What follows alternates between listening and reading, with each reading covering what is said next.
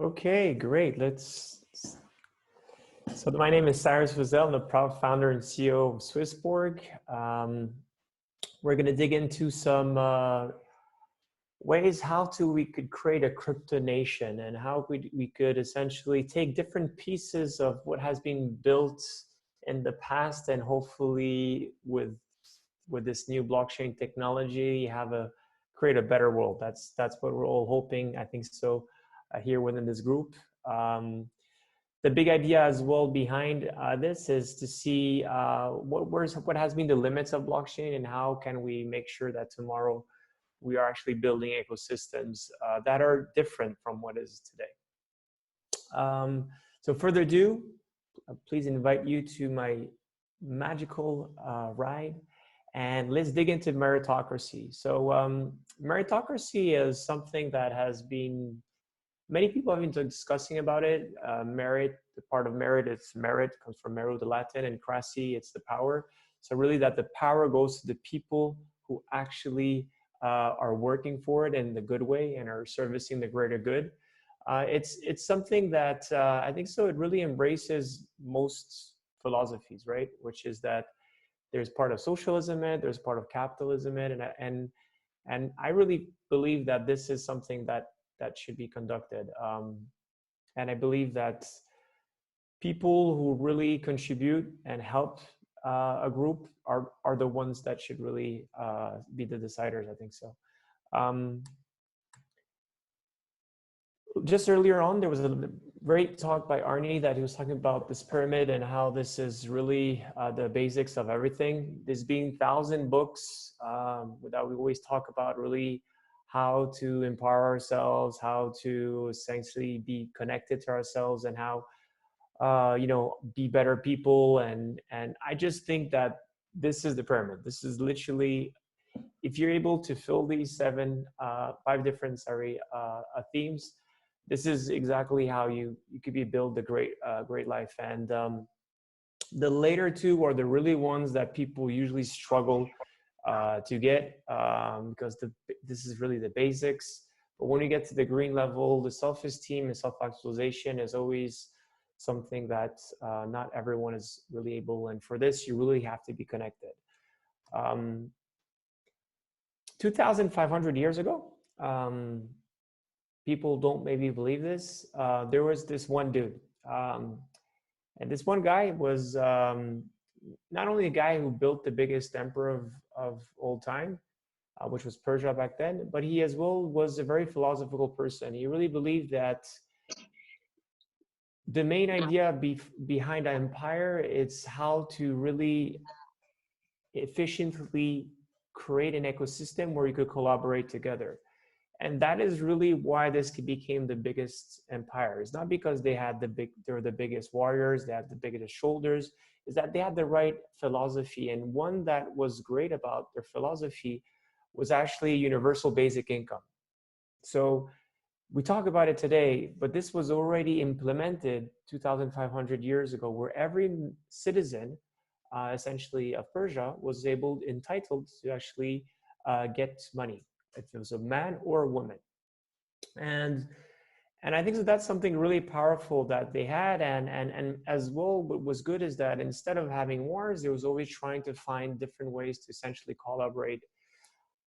From that system has evolved the first democracy that was in Greece. And we know as well through that empire why it was so great, because again, it really efficiently introduced collaboration, the great thinkers, all the philosophers that back then, instead of focusing on war, they were focusing on conscious collaboration and essentially how to build better societies. And direct democracy until this century pretty much, or there hasn't been like many states as of today that really have democracy. In Switzerland, we're very fortunate that we have it, and I think so it's really important that a real democracy enables people to participate in referendums. Often people say, yeah, but look, I'm British and we did one referendum and it fucked us over. That is maybe true, but if you educate people enough to really make sure that they know what they're voting on, this direct democracy is usually the best case. It's just that you just have to make sure that people are used to it and people are well educated enough. And I believe that collective wisdom is always better served than just having one king and one president, or a few different head of states taking the main decisions. So we talked about Cyrus the Great, and I'm Cyrus the Ordinary. So nothing to compare to him. The only thing is that obviously I have a beard and I have some Persian roots. That's the only thing that compares us. I was born in the States in the early 80s, sorry. And I moved to France, and it was always really complicated for me to get like the latest breakbeat music for breakdancing and the latest hip hop music and all that. Until the day I was introduced to the first peer-to-peer exchange, was called Napster. And decentralization for me, at least this sharing economy, started with Napster in the late 90s. I think this was a revolutionary where anyone in this chat room were able to exchange different digital files that could be music, pictures, whatsoever. And that first ecosystem came to be very viral, because it was the first way where actually you were saying, okay, I will give you this and you will then, I will give you that. It was a great way to share, and it was borderless. And that was a great power. From that, we had email and BitTorrent, as we know. And that became even better because it was no more permission based, essentially. It was permissionless. So we didn't need to ask the permission to someone to download. It's just that basically any file that was on that network, you were able to download it and upload it at the same time.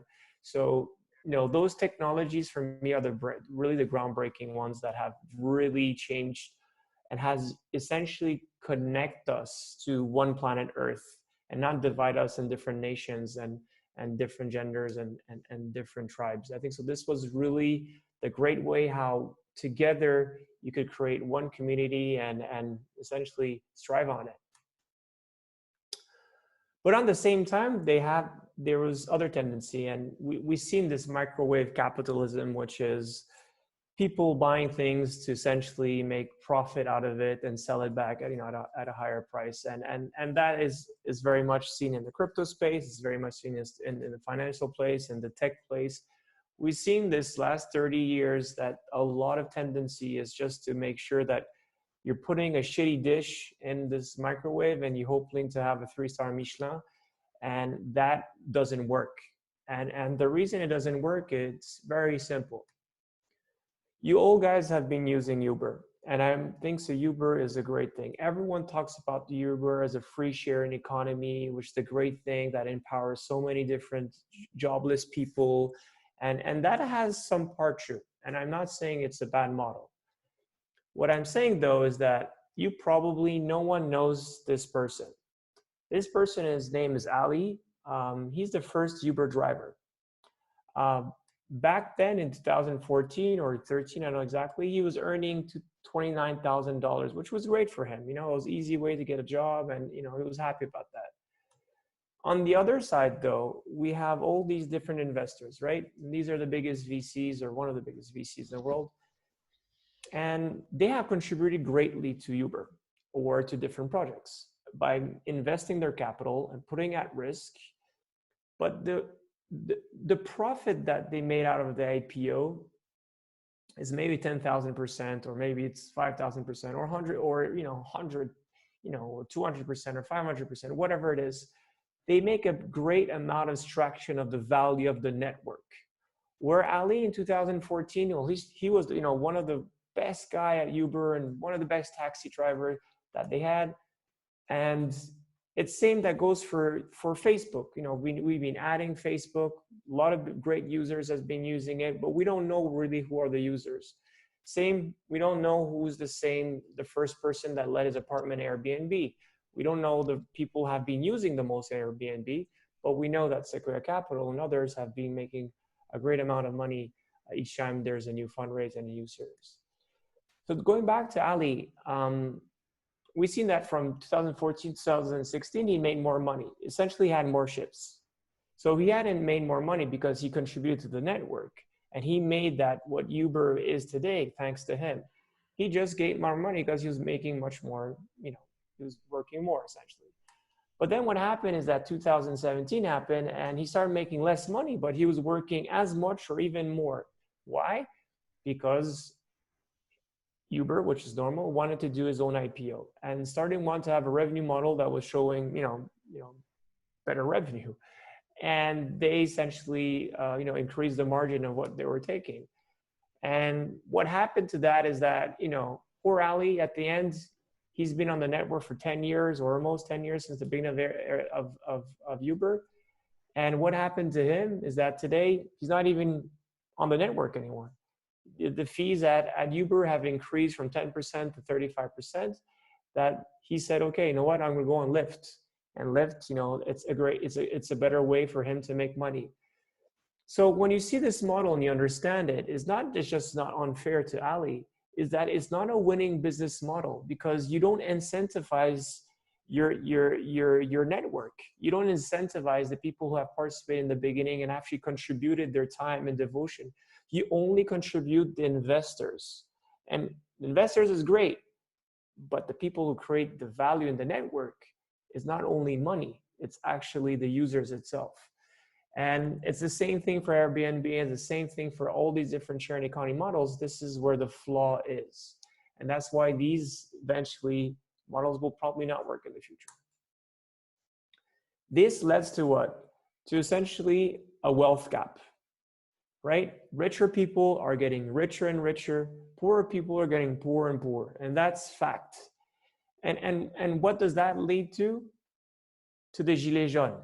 And a lot of people say like, oh, but Cyrus, you're a little bit French as well. Like, it's true. The French are always complaining to some regards, but they know because they're being exploiting, and they're usually people that have had a loud voice, and that's why they have the French Revolution, and that's why we have changed so much. And I think so. This really shows that the gilets jaunes is not a political thing; it's a real human condition, which we have this economy that is really growing, and we're kind of this part even within the stable countries. Bitcoin. You guys know what Bitcoin is and how this has changed the world and how is it changing on a daily basis. It is a great way of value, a store of value. It's a great way to exchange. It's a great way to fight the different central governments, the central banks. It's a new way that we could have a flat organization and not have one king.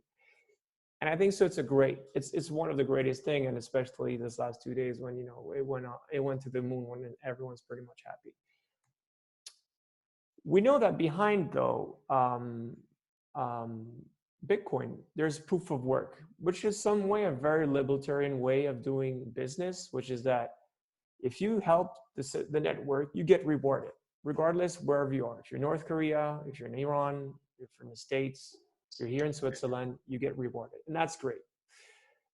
However, on the other side, the flip side is that economically, you need the price of the Bitcoin to be higher than the price of mining, because essentially consumes a lot of energy, and some people are not very happy with the fact that it's not super green. There's been for that different models, and the first model is really proof of stake, and then there's some combination of hybrids of those two models. But proof of stake, which is a great thing, is that essentially the validators are the people who have the biggest stake within the network, which is great, and it rewards essentially people that are staking. That is a very good way, and that's a beautiful way actually to bring in universal basic income, because that's exactly it, right? But on the other side is that how is this so different from holding shares of a company and receiving dividends? Well, it's not. It's exactly the same thing. The opposite is that you're holding actually the tokens yourself, which is really cool, and you don't have to deposit into banks or financial institutions that could have a depository for different stocks. But it's pretty much the same thing if you think fundamentally. At Swissborg, what we're really trying to put in place is this Swissborg Nation. And we strongly believe that the best winning model is the one that you create not only ecosystem that is transparent, that is fair, that has great values, but very importantly, that economically it has the right model, which is mean that all the value creation that's done on the network, if it's, for example, through centralized technology as the recent launch of our amazing Wealth app, but as well through decentralized technologies such as our token and the DeFi platforms that we're going to put in place in the future. All this value creation has to essentially be distributed in a very smart way to the entire ecosystem, right? Not like as Uber is doing only for example, is doing to investors, but actually to the whole ecosystem. So all these revenue generated could be plugged into a smart ID plus a token stake. And that could go to, for example, the revenues to the Swissborg core team, but as well to the entire tribe and the entire DEOs, all the people that are actually part of the ecosystem, right? If you're an ambassador, if you're part of the DEO in general, if you're helping us in different ways. And that is a real model where you see that one part value creation, other part distribution in a very fair and transparent way. So now you're saying that, okay, this is great in theory, but actually, how do you actually do that? Well, let's take, again, okay, myself, Cyrus, the ordinary Fazel, okay? This could be a smart ID, which could be your wallet, say, okay? And we all know how blockchain has different use cases. The one you probably know the best is Bitcoin. Then we have different platforms like Ethereum that creates essentially decentralized apps. And we have stable coins, right? Those are probably the three really big ways to think about blockchain. But the one that we always forget about, which has the biggest use cases, at least in 2017, 2018, probably today, and 2018 last before 2019, is NFT tokens. NFT tokens such as CryptoKitties or all different collectibles are stamper-proof technology that enables you to actually record a transaction within the blockchain, but as well have a certificate where actually this has done and this is yours, right? It could be, again, that little cute CryptoKitty, but it could be whatever you want. The idea behind Swissport, essentially, is not to create these CryptoKitties, but it's to create these NFT tokens. And what would be these different NFT tokens? It could be, as a first step, a great way to actually get all the achievements. So let's say, for example, Michel that's in the call, awesome to have you here. He's been a wonderful fan, and Gerard as well, I see, and there's all the different people that have been, you know, the heart of our DEO, has been contributing in every different ways.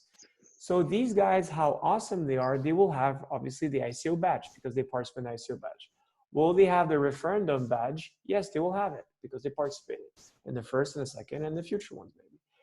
Have they been participating in the community app we had? Were they Hall of Famers? Yes or no? They'll receive this different badge. Have they been in part of the ambassador program or different DEO programs that we have? Yes or no? Then they'll receive a badge. So instead of accumulating different CryptoKitties, you are actually accumulating similar technology in NFT tokens, but these are actually black badges that goes into your wallet. More importantly, going forward as the second step, you could see what is the status of the person, right? Is this a team member? Is it a DEO member? How long has the person been in it? What is the seniority? Is there a guild masters that we have in the DEO? How important that person is in their status? Then a great way as well to add it is the social activity, right? And making it as this person going to our, let's say, the social media, being very active, as the person actually came to the different meetups, has he organized different meetups? All that creates a lot of different NFT tokens. And you get these NFT tokens within your wallet. Then, while looking on your wallet, you could see how many tokens you have stake, right? And how many tokens you have. If you combine these two together, It is the best way to see what is the Swissborg current hero level, right? In a Swissborg nation, what are your achievements? What is your status? What's your social activity? How many CHSB token stakes? And that gives you exactly the fair amount of score that enables you to get part of that universal income that we want to put in place. So for that, it's extremely well done, but even more importantly, it has zero proof knowledge. Gerard, if you could go on mute, if you don't mind, I think we're hearing you. Or someone else, doesn't matter.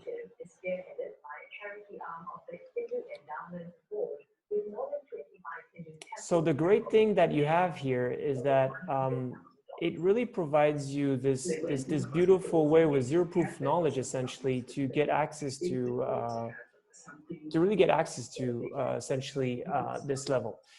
And now you're probably asking, excuse me, is there someone not on mute?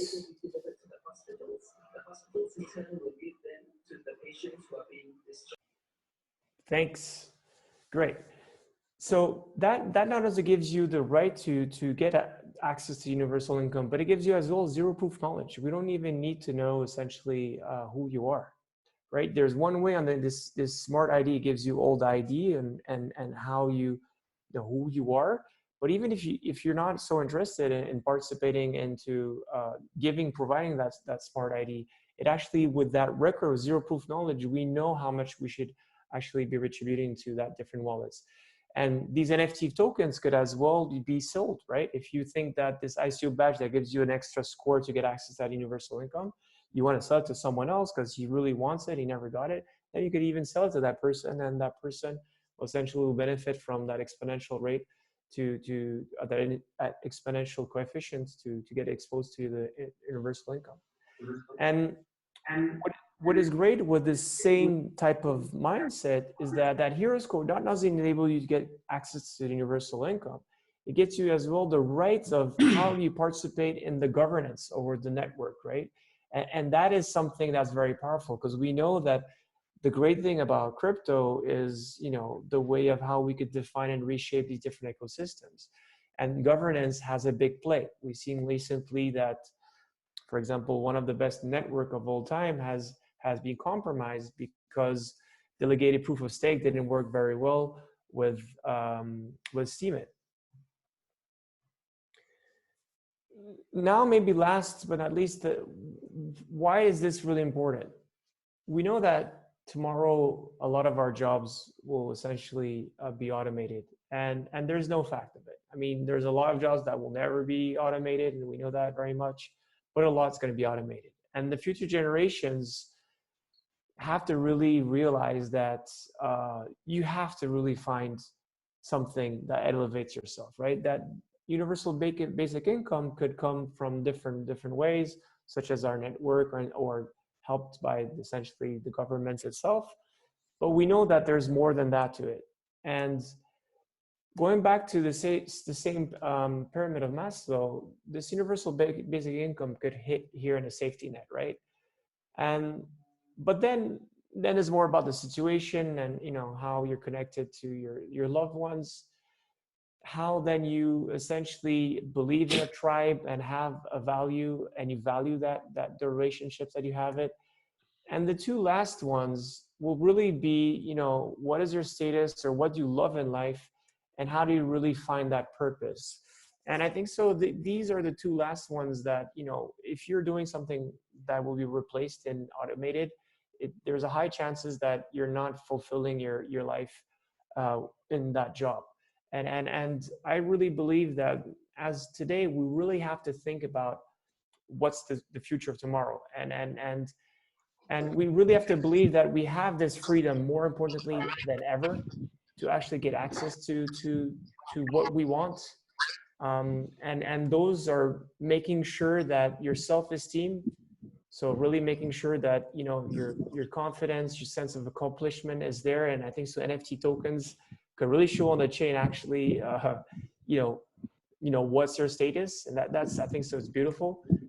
And then obviously finding your right purpose, which everyone has to find his purpose. And I never been as happy as today, even if haven't been earning less and less money since the last 3 years. But the great thing behind it is I know I'm fulfilling my purpose, and I have the great self-esteem because I have a great we have a great tribe within Swissborg Network, and I think so. What we're doing is really beautiful. So yeah, I think so. That was my turn. You know, what we do at Swissborg, we just recently launched our wealth app, which is amazing. I'll please invite you to download it. It's the best way probably to get into crypto, the easiest way, the most secure way, and the cheapest way as well. And especially, I think so. The most important is that we really believe, we really are true believers in the decentralization movement and how we could empower ourselves through technology and the right governance models. So if you guys have any questions, it's time to shoot.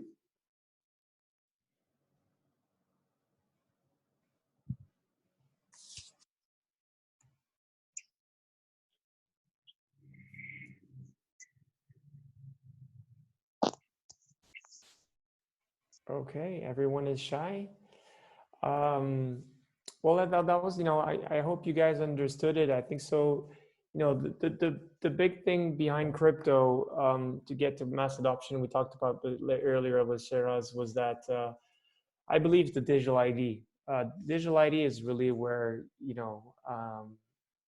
you could really create this trust, and you could reward people as well, and you could have track of how these people have been doing great things, I think so, on the blockchain, and you don't need necessarily to make everything transparent, right? You don't need that, but you could do that if you want and you feel like it. And I think so a lot of people are afraid about this might track you everywhere. We're anyways tracked, and anyways most of that information that people are tracking you is not really helping you. It's pretty just selling your data to essentially put advertisement on your behind. So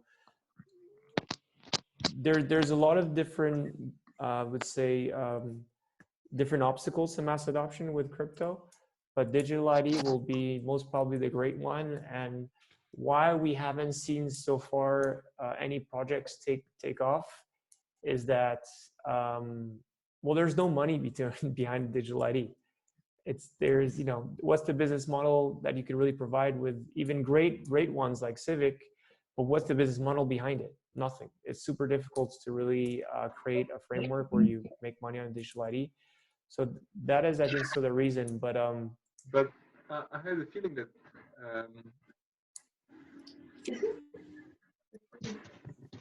yeah, but it's no, the guy is recording. Okay. Imitation URL. Okay. Is that a question or sorry? No, that's not a question. There's quite a few participants actually in each room. I'm quite surprised. Yeah. I was thinking that I would be by myself. So yeah, I think so. The real part that we need to strive and at blockchain is really to get to this mass adoption that could be done through digital ID, and digital ID obviously for our ecosystem at Swissborg is amazing. But I think so when you look at how a digital ID could, like, if these NFT tokens could be whatever you want. It could be a diploma. It could be a lot of different things that you actually could store within your digital ID. And think about all the refugees of any different, like my parents back in 1979, or the Syrians today.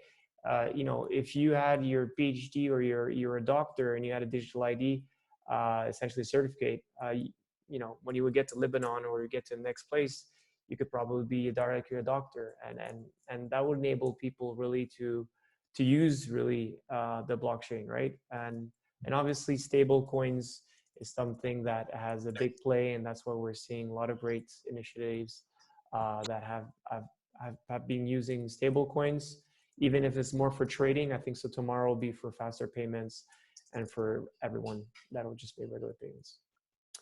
So I think so that was my time, guys. I enjoyed the talk. I hope you did too. And yeah, if you want to contact me, it's cyrus@swissborg.com.